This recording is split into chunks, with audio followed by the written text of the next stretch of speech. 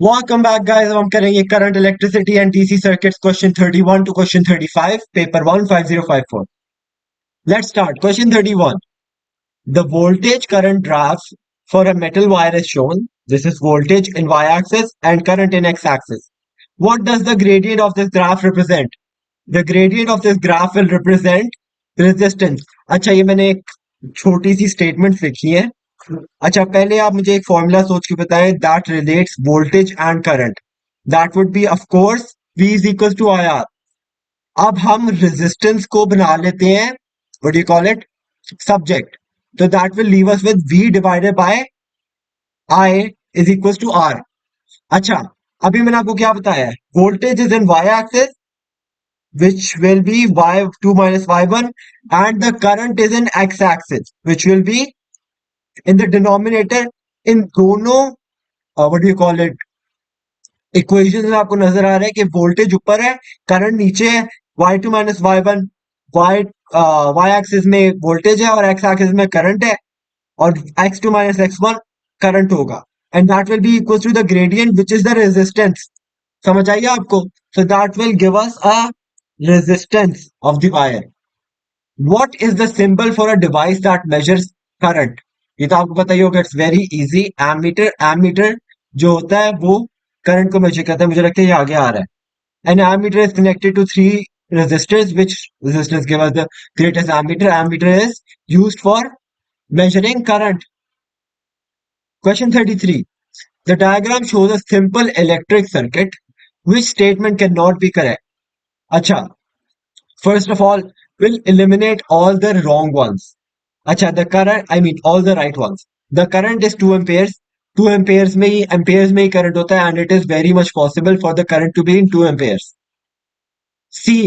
The PdV across the resistor is 10 volts. So very possible again. The resistance of R is 5 ohm. Acha, the 5 ohms. Acha, the only wrong statement here is B. The EMF E is 12 joules.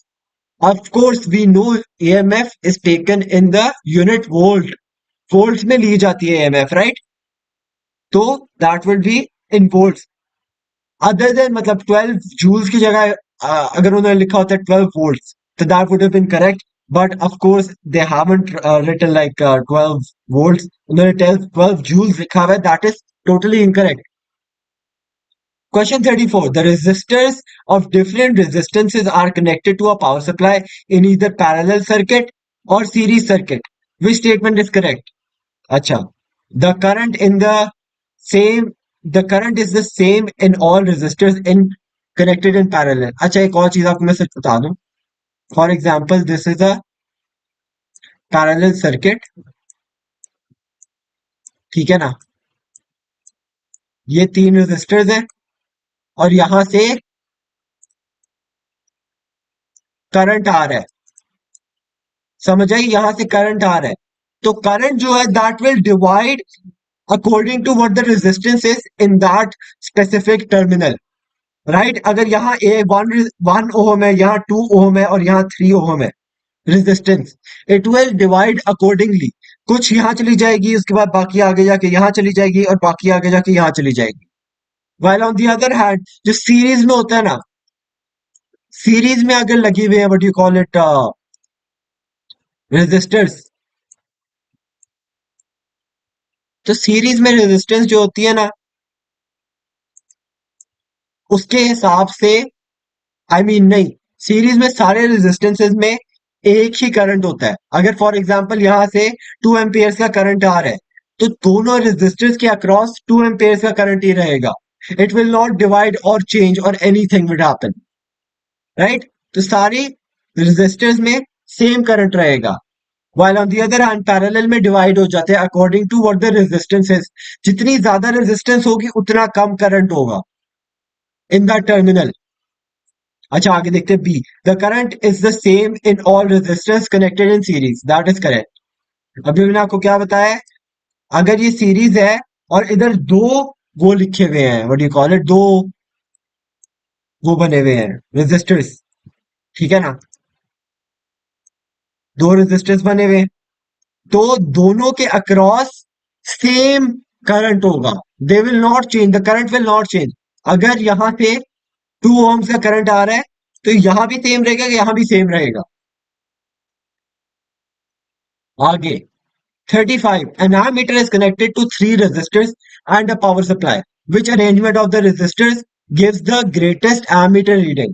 अच्छा, जो जो three resistors है ना, those are the same in all, what you call it, arrangements. सारी arrangements में same 244 का Ohm's का वो रेजिस्टर्स लगे हुए हैं, अगर आपको नजर आ रहे हैं, but the arrangement are different. कुछ में पैरेलल है, कुछ में सीरीज है, और कुछ में दोनों है। ठीक है ना? तो अभी मैंने क्या किया है, मैंने सबका ना रेजिस्टेंसेस निकालनी है, तो मैंने रेजिस्टेंसेस सबकी निकालनी है। तो 35 में मैंने ए की रेजिस्टेंस निकाली है 1 ओहम, बी की रेजिस्टेंस निकाली है 6.66 ओहम, सी की रेजिस्टेंस निकाली है 4 ओहम्स, और डी की रेजिस्टेंस निकाली है 10 ओहम्स। अच्छा, अब इससे हमने डिटरमिन करना है कि एम मीटर की रीडिंग सबसे ज्यादा किसमें है। सबसे ज्यादा एम मीटर की रीडिंग तब होगी जब रेजिस्टेंस कम होगा। रेजिस्टेंस और ammeter, I mean resistance और करंट के अंदर इनवर्सली प्रोपोर्शनल रिलेशनशिप है। जितना ज्यादा रेजिस्टेंस होगी उतना कम करंट होगा। समझ आई? जितनी ज्यादा रेजिस्टेंस होगी उतना कम करंट होगा। तो अगर आपने आपको ये मैं प्रूव करके दिखाऊं, तो that would be V is equal to I R use करूंगा मैं। हमारे पास वोल्टेज, अगर फॉर एग्जांपल हम वोल्टेज ले लेते हैं 12, सबके लिए 12 ले लेते हैं, सारे टर्मिनल्स के लिए 12 ले लेते हैं। V is equal to I हमने निकालना है, is equal to V is equal to I R. R हमारे पास 1 है, तो 12 एम्पेयर आ जाएगा करंट। अब बी का निकाल लेते हैं। 12 हमारे पास फिर से वोल्टेज आ गई, आई आर हमारे पास 666 आ गया, 6.666। तो अगर हम इसको फिर डिवाइड करेंगे, 12 divided by 6.666 will get an answer of 1.8 Ampere's which is the current. और आगे हम सी का देख लेते हैं। सी का हमारे पास 4 ohms है, 12 is equal to I into 4, 12 divided by 4 will be equals to 3 amperes, which is the current reading on C. और अगर हमने D का निकालना हो तो 12 divided by 10 is equals to 1.2 amperes, which will be the reading in D. समझ आई? तो सबसे ज्यादा एमीटर की रीडिंग किसमें होगी? ऑफ कोर्स ए में। आप इसको एक और तरीके से आइडेंटिफाई कर सकते हो, जब ये सारे resistors which are identical in each of the options, सारे रेजिस्टर्स पैरेलल में होंगे, तो पैरेलल में सबसे कम what do you call it, resistance की रीडिंग आती है। जितना आप पैरेलल में जाओगे उतना कम रीडिंग आएगी of the resistance, I mean उतनी कम वैल्यू आएगी ऑफ द रेजिस्टेंस। पैरेलल में रेजिस्टेंस की वैल्यू कम होती है, while सीरीज में रेजिस्टेंस की वैल्यू ऐड होती है। As you can see D में सबसे ज्यादा है, what do you call it, 10 ohms। एक सेकंड, डी में सबसे ज्यादा है रेजिस्टेंस की वैल्यू, विच इज 10 ohms। समझ आई? तो that is gonna be it. A answer होगा हमारा सिंपली, बिकॉज आपको ये देखते ही पता चल जाना चाहिए। You don't have to calculate, I am just calculating it to clear your concept. ये आपको देखते ही पता चल जाना चाहिए कि पैरेलल में है और सारे रेजिस्टर सेम है इन ईच ऑफ द अरेंजमेंट्स। तो ये पैरेलल में, तो इसकी सबसे कम रीडिंग होनी चाहिए। इसकी सबसे ज्यादा रीडिंग होनी चाहिए ऑन द एमीटर, और रेजिस्टेंस की सबसे कम वैल्यू आनी चाहिए। So that is gonna be it for this video. I hope you enjoyed. Have a great day. Allah Hafiz.